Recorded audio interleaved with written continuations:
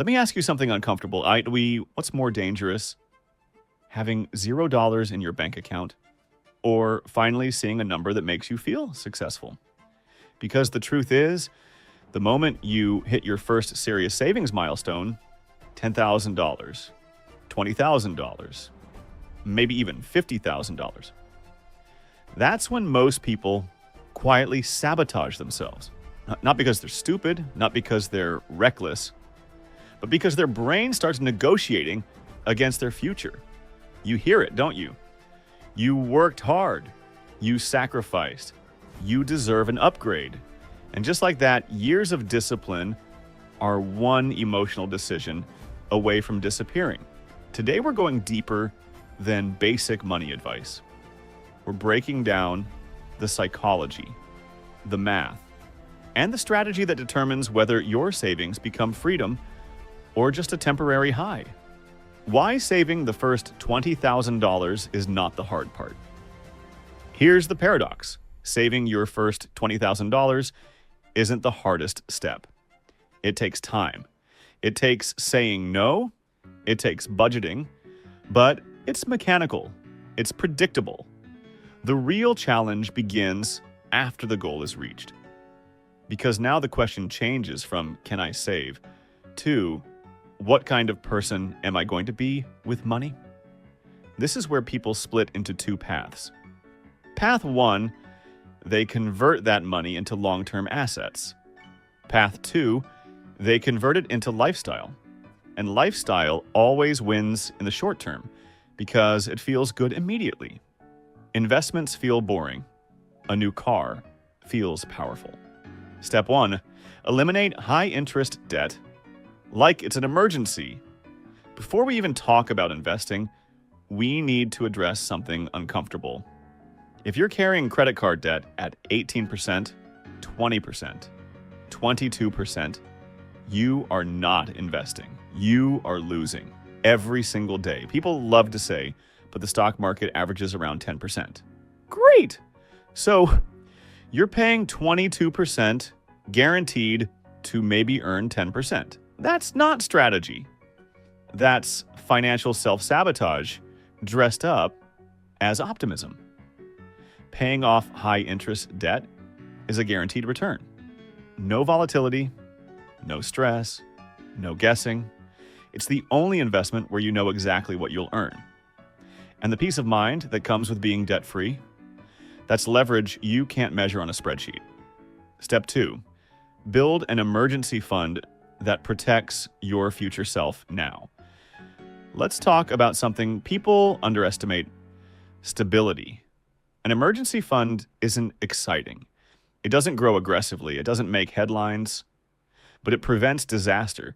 3 to 6 months of essential expenses. That's your financial shock absorber. Without it, one unexpected event, job loss, medical bill, car repair, can undo years of progress. Wealth isn't built by avoiding problems. It's built by surviving them without going backwards. Step 3, master boring investing. Here's where people overcomplicate everything. They start researching individual stocks, watching financial news, checking market predictions, asking strangers online for the next big thing. But history shows something simple. Broad market index funds held consistently for decades outperform the majority of active investors. Not because they're exciting, but because they remove ego from the equation. When you buy the market, you're not betting on one CEO, one product, or one trend. You're betting on human progress, innovation, productivity, and economic growth. That's a bet that has historically paid off for patient investors. The real superpower: time. Let's talk numbers for a second. If you invest $20,000 and it grows at an average of 10% annually, in 30 years, it becomes roughly $350,000. That's without adding another dollar. But if you add just $500 per month, now you're potentially looking at over $1 million in 3 decades. Not because you're a genius, not because you found a secret stock, but because you respected time. Compound interest is slow at first, almost boring. But after enough years, it becomes unstoppable. The early years feel insignificant. The later years feel exponential. The cost of waiting. Here's what people don't calculate: delay. If you wait 5 years to start investing that same $20,000, you don't just lose 5 years. You lose the most powerful compounding years. That delay can cost you hundreds of thousands over a lifetime. Procrastination isn't harmless, it's expensive. Lifestyle inflation. The silent wealth killer. Now we need to confront the biggest trap of all: lifestyle inflation. The moment your savings grow, your standards try to grow with them. A slightly nicer apartment, a newer car, more dinners out. It feels reasonable. It feels deserved.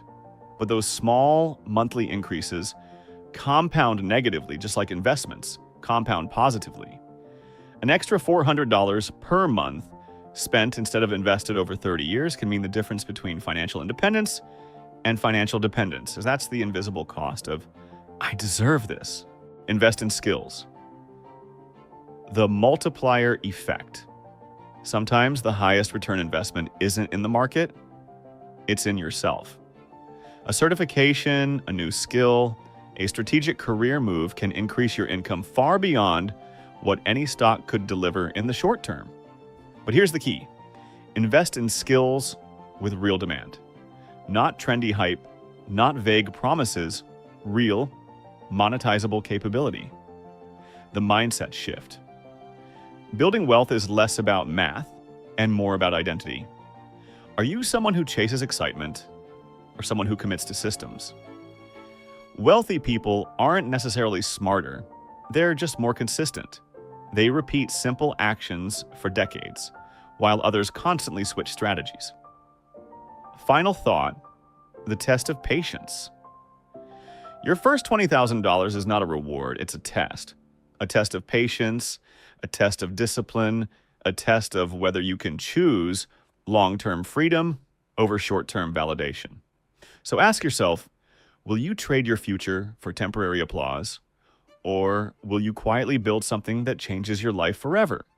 Be patient, be boring, be consistent, and let time make you wealthy. CZTA. If this perspective helped you rethink money, subscribe to the channel, and let's keep building real wealth the smart way.